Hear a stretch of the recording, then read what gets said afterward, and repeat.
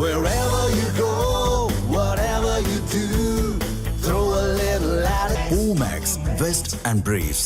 புதுச்சேரி காங்கிரஸ் முன்னாள் தலைவர் ஏவி சுப்பிரமணியன் கட்சியிலிருந்து விலகுவதாக அறிவிக்கப்பட்டிருக்கிறது. புதுச்சேரி காங்கிரஸ் முன்னாள் தலைவர் ஏவி சுப்பிரமணியன் கட்சியிலிருந்து விலகுவதாக அறிவிப்பு வெளியாகி இருக்கிறது. அதனை முக்கிய செய்தியாக நாம் பார்த்துக் கொண்டிருக்கிறோம்.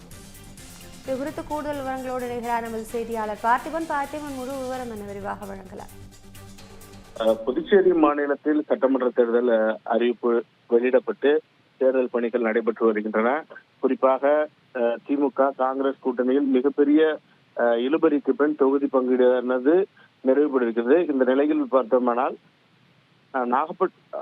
காரைக்கால் தெற்கு சட்டமன்ற தொகுதியில் தனது மகனுக்கு சீட் வழங்கவில்லை என்பதற்காக காங்கிரஸ் முன்னாள் தலைவர் ஏவி சுப்பிரமணியன் தனது பதவியை ராஜினாமா செய்திருக்கிறார். குறிப்பாக கட்சியில் அவர் வகித்து வரக்கூடிய பதவிகள் மற்றும் தனது அடிப்படை உறுப்பினர் பதவியிலிருந்து விலகுவதாக தற்பொழுது புதுச்சேரி காங்கிரஸ் கட்சியின் தலைவர் வைத்தியலிங்கத்திற்கு கடிதம் அனுப்பியிருக்கிறார்.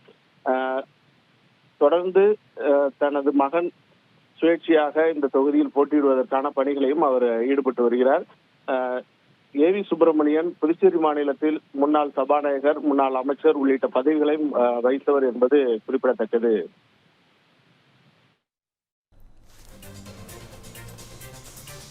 தகவல்களுக்கு நன்றி பார்த்திபன்.